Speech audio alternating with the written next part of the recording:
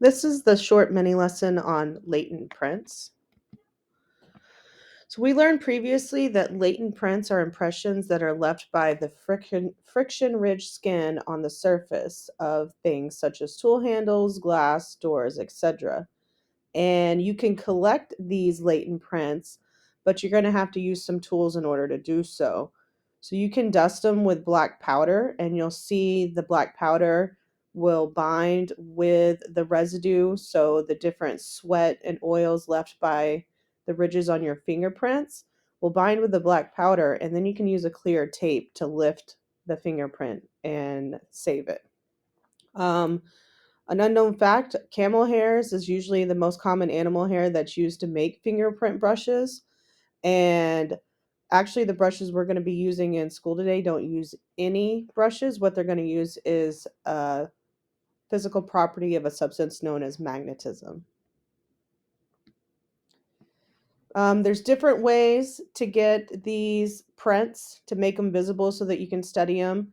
You can use a fluorescent powder and then use a UV light. Think if you've ever seen like a black light, it kind of casts things in a different light and things will kind of stand out and fluoresce.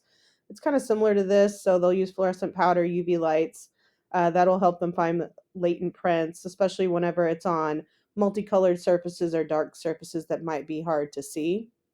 What we're going to be doing in class today is magnetic powder, and you use basically a magnet applicator and a powder that's magnetic. You brush it over the prints, and this type of powder works really good on shiny surfaces or things such as plastic bags and containers. Another method is using the chemical cyanoacrylate. It's a fuming method. It's what we watched. It's called the superglue method. And what it does is it develops the latent prints on a variety of objects by using this reaction between cyanoacrylate and the oils and substances left on the surface by the fingerprint. Ninhydrin is a chemical that's going to bond with the amino acids in fingerprints, and it will produce a blue or purple color. And then you can get prints off of surfaces such as paper or cardboard using this method. All right, so this was a pretty short, like just facts of latent prints. There is a second video that you're going to watch that shows you how to complete the activity to collect a latent print of your finger.